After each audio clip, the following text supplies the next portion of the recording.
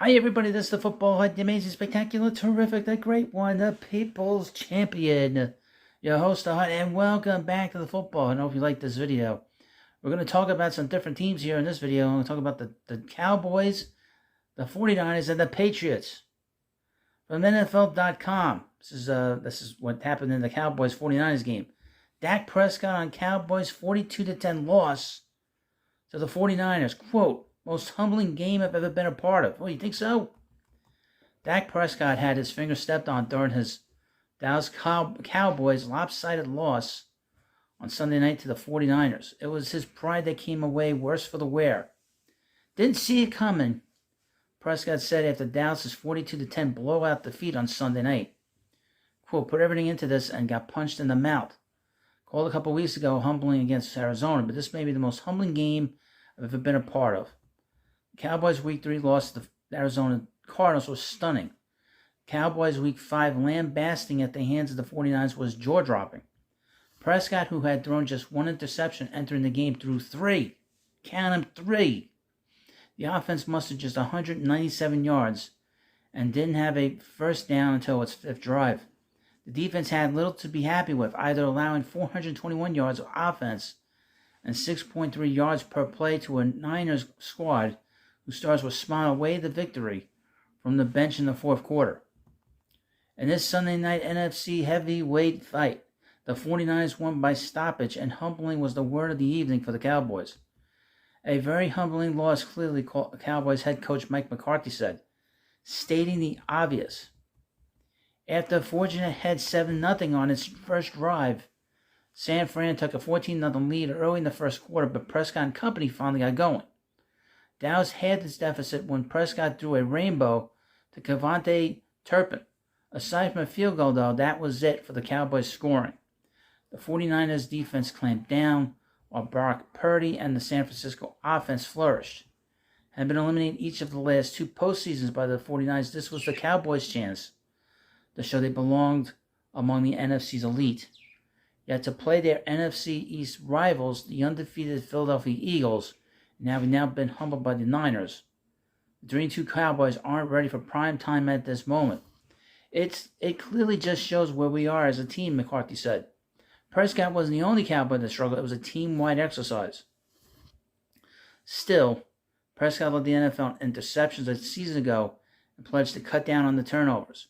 He had until Sunday night when he tossed three. They weren't the only bad decisions on passes or decisions, as he often made throws into coverage and looked out of sync with number one option.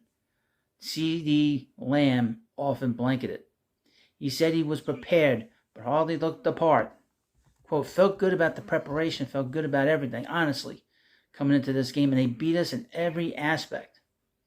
As to assess Prescott's performance, McCarthy used a wide view, but made it clear that the self-inflicted wounds had to be sutured. Quote, I don't foresee a whole lot of winning grades coming out of this performance. I think the most important thing for all of us, and I express it, is just be accountable. Be accountable for what you did tonight and how you played. We got to clean our own house up. Prescott didn't make excuses after completing 14 of 24 passes for 153 yards and coming away with a dismal 51.6 rating. That was as much of a message as anything from McCarthy, taking responsibility as the Cowboys look to circle the wagons rather than lose their heads and point fingers. Now up in New England, Patriots head coach Bill Belichick looking to start all over again after second straight blowout loss. Bill Belichick is left searching for answers after enduring another blowout loss.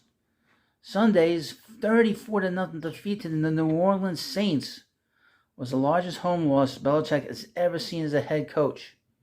Coupled with last week's 35-point drubbing at the hands of the Cowboys, the largest defeat of Belichick's illustrious coaching career, frustrations are mounting and patience is thinning in New England. I have a question. When does Tom Brady come out of retirement? Obviously, it was a poor performance today here, Belichick said after the game on Sunday. Plain and simple, we've got to find a way to play and coach better than that.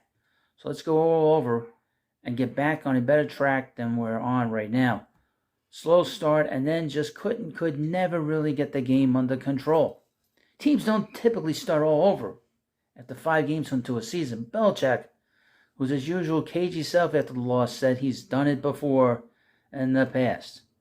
While Belichick's restart won't yet entails a quarterback change despite him pulling Mac Jones for a second consecutive game. I wonder if that's the problem. All those years he had Brady, they won all the time. Now he's got Mac Jones. Maybe that's the problem. It was 31-0 at the end of the third quarter. I understand that the Patriots fans are really flipping out up there in New England. Calling for Belichick's head. Belichick said when asked why he took Jones out, he later confirmed Jones would remain their starter, saying there was a lot of problems. It certainly wasn't all of him, but mostly was all of him. Mostly was him. Jones stayed on the sidelines as New England took the field for its first offensive possession of the fourth quarter. The third-year QB never recovered from what was a rough start after throwing a pick six before finding his first completion in the game. Even when the Patriots found some traction on the ensuing possession, Chad Ryland missed a 48-yarder, which ended up being the closest New England would come to scoring in the entire game.